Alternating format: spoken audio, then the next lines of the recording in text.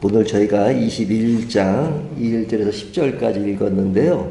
이 말씀을 보면 주요 인물 세 사람이 등장합니다. 그 사람이 누구냐면요. 제일 먼저 나타난 사람이 나봇이죠. 나봇. 그리고 두 번째 사람이 늘 나오는 아합 왕이고요. 그리고 세 번째 그의 아내 이세벨이 나옵니다. 이 세 사람을 중심으로 오늘 본문이 엮어지고 있는데요. 나봇은 어떤 사람이냐면 그 아합 왕궁 가까이에서 포도원을 운영하는 농부입니다. 이 사람의 이야기가 나오고요.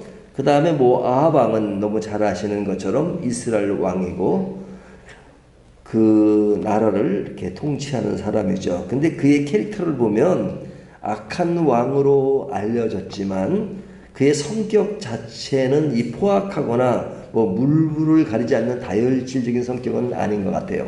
좀 우유부단한 그런 성격을 가진 것 같습니다. 우리가 지난 본문에 보면 아람 왕 벤하닷을 대하는 태도를 보면 그냥 나의 형제하고 이렇게 돌려보낸 그런 일이라든지, 오늘 본문에 보면 이제 왕이 그 나봇을 대하는 태도를 보면요, 그에게 포도원을 나에게 팔라 그랬더니 안 판다고 하니까 근심하고 답답해하는 그런 모습을 보면 좀 이렇게 좀 다혈질적이거나 그러진 않고 그냥 좀 이렇게 좀 사람 자체는 그냥 온순한 그런 면은 있는 것 같아요. 근데 그를 악한 왕이라고 말하는 이유는 포악해서가 아니라 하나님에 대해서는 늘 적극적이지 않죠. 그냥 우상 숭배하고 하나님 앞에 바로 서지 못하는 그런 모습을 보고 악한 왕이라고 합니다. 세 번째 등장하는 인물은 이세벨인데요. 이세벨은 이방 여인이죠. 시돈 왕의 딸인데 아합의 아내가 되었습니다. 근데 이 여인은 그 남편과는 달리 성격 자체가 강하고 좀 다혈질적인 데가 있고, 그리고 굉장히 강성을 지닌 그런 여인입니다. 그런데 이 여인이 그 바알 우상을 들여와서 아합이 바알 우상을 섬기게끔 만든 아주 주요 인물이죠. 그래서 그 여인의 그 힘이 얼마나 강한가 하는 것을 볼 수 있죠. 이 이세벨은 엘리야를 핍박하기도 하고, 그 다음에 오늘 본문에 보면 나봇을 죽이는 그런 모습을 보면 굉장히 악한 것을 볼 수 있죠. 그러니까 이 아합은 이세벨에게 늘 끌려다녀요. 옛날에 이렇게 우스갯소리가 있잖아요. 남자는 세계를 지배한다, 정복한다. 하지만 여자는 남자를 정복한다. 이런 말이 있듯이 이 이세벨은 굉장히 강성을 지닌 사람입니다. 근데 이제 이 세 사람 사이에서 벌어지는 일이 뭐냐? 그 일을 오늘 본문이 다루고 있는데요. 이 나봇이라고 하는 사람은 이제 포도원직인데, 그리고 주인인데, 이 사람은 어디에 사냐면 이스라엘, 그러죠? 여기 지역 이름인데, 이 사람은 그 아합 왕이 있는 그 왕궁 가까이 삽니다. 가까이 있어요. 그러니까 그에게 어려움이 있다면 왕궁 가까이에 포도원이 있다는 겁니다. 근데 그 포도원을 누가 탐내요? 아합 왕이. 그래서 자기가 이제 채소밭을 만들려고 하는데, 그 포도원을 이렇게 채소밭으로 만들면 좋겠다라는 생각이 들어서 이제 나봇에게 가서 그 포도원을 팔라고 합니다. 팔든지 아니면 내가 더 다른 곳에 포도원 좋은 곳을 주겠다, 이렇게 말하죠. 이것이 이제 오늘 본문 내용에 다 있는 내용입니다. 제가 일일이 다 읽지는 않습니다. 그러니까 나봇이 뭐라고 말하냐면 3절을 보면 나봇이 아합에게 말하되 내 조상의 유산을 왕에게 주기를 여호와께서 금하실지로다 하니. 자, 거절을 하죠. 거절하는 내용이 뭐예요? 우리 조상부터 내려오는 이 땅을 팔 수 없다. 사실은 이 땅을 이렇게 함부로 팔거나 그러지 않습니다. 이스라엘 백성들이 그 이스라엘 땅을 어떻게 얻었죠? 돈 주고 산 거 아니잖아요. 공짜로 얻었잖아요. 공짜로 얻은 것은 하나님의 말씀으로 얻은 겁니다. 그러니까 하나님이 그 땅을 너희에게 주겠다 한 그 이야기가 조상 대대로 올라가죠. 그 끝까지 올라가는 데가 언제예요? 아브라함에게, 아브라함은 지역으로 따지면 이스라엘 사람이 아니잖아요. 지금으로 말하면 이라크 사람입니다. 갈대아 우르서부터 시작하잖아요. 그러니까 그 갈대아 우르, 하란, 그리고 이스라엘에 들어오잖아요. 그러니까 갈대아 우르에 사는 사람이에요. 아브라함은 이스라엘 사람이 아니란 말이죠. 그렇지만 그가 이스라엘의 조상이 되는 거죠. 근데 그가 이라크 사람인데 그곳에 있을 때 하나님이 그를 부르죠. 불러서 이제 가나안 땅을 가게 만듭니다. 내가 지시할 땅으로 가라. 그래서 갔습니다. 그리고 이제 그 땅을 이제 하나하나 이렇게 차지해 나가는데 그러다가 이제 그 요셉 때 이제 그 가족들이 그러니까 아브라함, 이삭, 야곱, 요셉 이렇게 흘러내려오잖아요. 근데 요셉 때 다 애굽으로 가게 되죠. 애굽으로 가게 되면서 그곳에서 이스라엘 사람들이 그러니까 이스라엘 사람이라고 할 수도 없죠. 그들의 가족이 처음에 70명이 갑니다. 근데 그들이 이제 이집트에서 굉장히 번성하고 그래서 인구가 많아지죠. 많아진 사람들이 몇 년 동안 있어요? 400년 동안 있으면서 굉장히 많은 인구가 되죠. 그리고 있다가 이제 가나안 땅으로 들어가게 되죠. 출애굽해서. 그래서 가나안 땅에 들어갈 땐 누가 앞장서서 들어갑니까? 모세는 광야에서 주도하지만 이스라엘 땅에 들어가는 누구예요? 여호수아. 여호수아를 통해서 그 나라를 하나하나 정복해 나갑니다. 그래서 이제 이스라엘을 완전히 차지하죠. 그러다가 이제 그 시대가 지나서 다윗 왕이 나오고 그리고 이제 솔로몬 이렇게 쭉 이어가서 이 솔로몬 때 나라가 분열되고 그래서 제일 마지막에 시드기야 왕까지 이것이 유다의 그 흐름이에요. 자, 그런데 이스라엘 백성들이 가나안 땅에 들어갈 때 이제 지파별로 땅을 나눠주잖아요. 땅을 나눠주면서 이것은 하나님이 주신 땅이다, 선물이다. 그러니까 이 땅을 유지하기 위해서는 함부로 팔거나 그러지는 못하죠. 그래서 그 땅을 유지할 수 있도록 해요. 왜? 하나님이 주신 땅이라는 인식이 있죠. 그 의식은 지금 이스라엘 사람들에 남아있단 말이죠. 그래서 어쩔 수 없이 팔아야 되는 그런 경우라면 뭐 어쩔 수 없는 부분이 있지만 그래도 50년이 되면 다시 그 땅 주인은 다시 돌아가야 돼요. 그것을 뭐라 그러죠? 신현제도가 있단 말이에요. 신현제도가 있어 항상 그 자리에 와요. 그래서 이 프랑스에 가도 이제 그런 신현 같은 제도가 있습니다. 제가 옛날에는 그 영국에 살면서 이제 그 프랑스에 가면 땅값이요. 뭐 전 땅에 별로 관심도 없지만 같은 지역인데 이 땅은 뭐 우리나라 돈 1억이다 그러면 이 땅은 뭐 1,000만 원밖에 안 해요. 그 왜 1,000만 원밖에 안 하나 물어봤더니 이제 그 국가가 관리하는데 그 땅에 유효기간이 있는 겁니다. 신현제도처럼. 그러니까 신현이 뭐 50년, 49년, 50년인데 뭐 1년만 남을 수 있잖아요. 그러니까 1년 남은 땅은 싼 거죠. 그러니까 말하자면 그 프랑스에서 이제 이 땅은 유효기간이 100년인데 벌써 90년을 쓰고 10년밖에 남지 않았어요. 그러면 한 뭐 1,000만 원밖에 안 하고 50년 남은 땅은 뭐 이렇게 되는 것을 봤는데요. 지금 마찬가지입니다. 그러니까 제가 좀 길게 이야기했는데 이 나봇이 아합 왕이지만 그 땅을 팔 수 없는 것은 하나님이 선택된 땅이다. 그런데 조상으로부터 약속한 그 땅을 왕이라 할지라도 팔 수 없다는 강한 어떤 신앙적 신념에서 나온 것이죠. 그래서 팔지 않겠다고 합니다.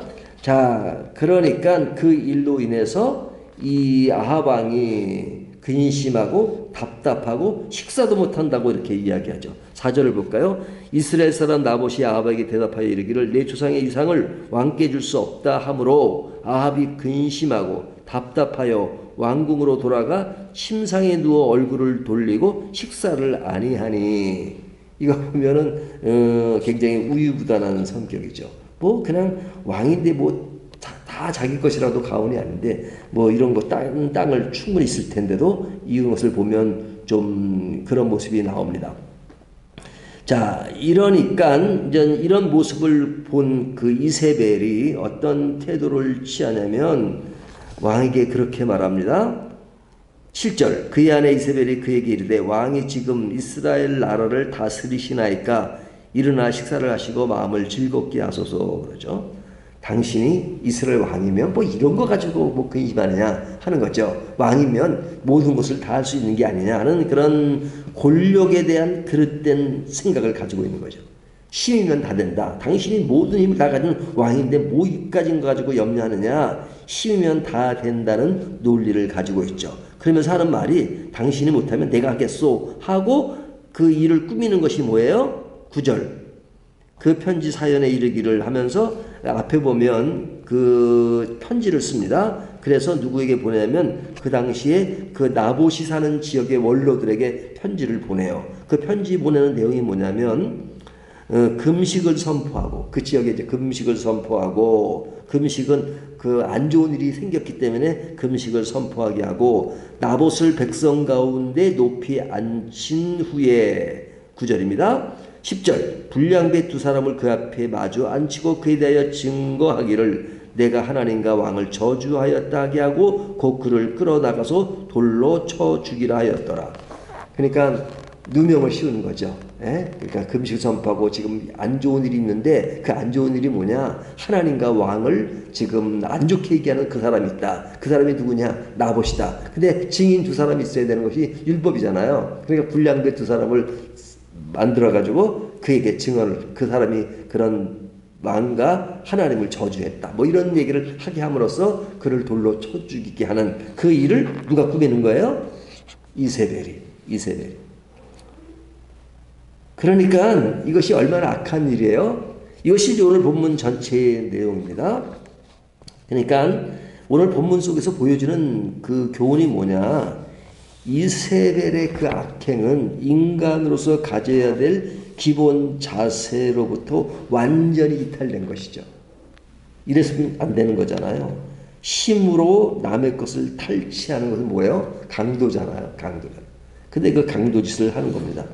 근데 이제 오늘 본문에서 뭐 당연히 뭐 그 나쁜 것인데 더 나쁜 것은 뭐냐? 그 악행을 행하는 것에 있어서 무엇을 이용합니까?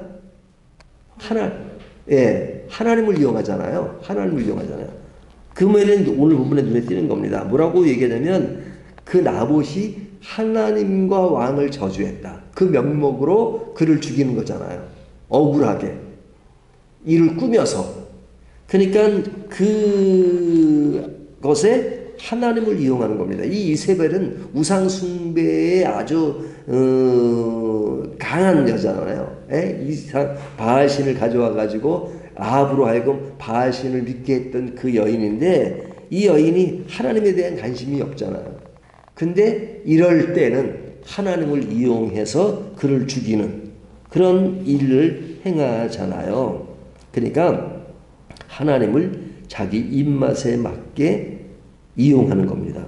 그러니까 오늘 본문이 이거예요. 핵심은. 그러니까 하나님을 이용해서 자기의 것을 취하는 이세벨의 그릇된 태도를 지금 이야기하고 있습니다. 그렇다면 이런 이야기들이 오늘날 우리들에게는 해당되지 않느냐. 하나님을 이용해서 자기 것을 채우는 것. 이런 것이 많잖아요. 저는 뭐 정치에는 별로 관심이 없습니다. 그리고 정치인 성향도 뭐 이쪽 저쪽 따지지 않는 그런 입장인데 좀 어떨 때는 화가 날 때가 있어요. 화가 날 때가 뭐냐면 선거 때가 되면요. 그냥 뭐 이쪽을 지지하고 저쪽을 지지하는 사람들이 나오잖아요. 근데 성경학자들이 또는 목사들 중에 그 정치적인 발언을 하는 경우가 있어요. 근데 뭐 목사든 뭐 성경학자든 간에 뭐 자기의 어떤 정치적인 성향을 갖는 것은 그건 뭐 개인의 어떤 생각이니까 문제가 없어요. 근데 그를 통해서 꼭 이야기할 때 보면 성경을 가지고 얘기할 때가 있어요. 성경을 가지고. 내가 지지하는 그 사람이 성경적 입장에서 하나님이 택하신 자다. 또 어떤 경우는 반대로 이 사람은 하나님의 말씀에 의해서 그 사람은 아닌 자다라고 아주 성경 구체적으로 몇 장 몇 절까지 얘기하면서 이 사람은 이래서 하나님이 택한 자다. 양쪽이 다 그래요. 양쪽이. 그러면 실망이에요. 아주 실망이에요. 그 본문의 흐름을 보면 그 성경 어디가 그 사람을 지지하는 것은 전혀 근거가 없어요. 근데 그것을 가지고 이야기해요. 그러면 지지하는 게 나쁜 게 아니라 성경을 그렇게 남용하는 게 나쁘다고 그래요. 성경을 왜곡하고 남용해서 어떤 자기의 어떤 정책인 색채를 이롭게 하는 그런 태도, 그것은 너무너무 나쁘잖아요. 하나님의 말씀을 그렇게 남용하고 이용하라고 주신 것이 아니잖아요. 성경은 문맥 속에서 하나님이 진짜 말씀하는 의도를 알고 행하는 것이 중요한데, 자신의 이익을 위해서 그것을 가지고 남용하는 것, 그런 모습을 보이는 사람이 누구예요? 지금 이세벨이잖아요. 하나님을 믿지도 않으면서 하나님과 왕을 그 저주해서 그를 죽이는 그런 행동을 하고 있잖아요. 결국은 사람을 죽이는 것까지 행하고 있습니다. 이것이 오늘 우리들에게도 그런 것이 없을까라고 다시 한번 생각합니다. 성경은 우리들에게 영적인 교훈과 믿음의 삶의 방향과 그리고 하나님을 더 가까이 하는 것에 주어진 말씀이잖아요. 하지만 성경을 바른 태도로 따라가고 순종하는 것이 아니라 내 것의 이익을 위해서 남용하고 왜곡하는 것이라면 이세벨의 태도와 다를 바가 없는 것이죠. 우리가 말씀을 어떻게 바라보고 있는가, 순종하고 있는가, 아니면 순종은 안 하면서도 내 필요한 것에 대해서 남용하지 않는가. 우리가 성경을 가지고 이렇게 말할 때 보면 어떨 때는 성경의 문맥상 맞지도 않는 얘기를 가지고 계속 성경을 인용해서 얘기할 때가 많아요. 주변에서 보면. 그런 경우는 성경을 자기 수단으로 삼는 것이죠. 오늘 이 말씀을 가지고 우리는 하나님 앞에 절대 순종하는 삶을 살고 있는가 하는 것을 다시 한번 점검하고, 왜곡된 말씀이 아니라 정말로 순수한 하나님의 말씀으로 따라가는 저와 여러분이 되시기를 주님의 이름으로 축원합니다.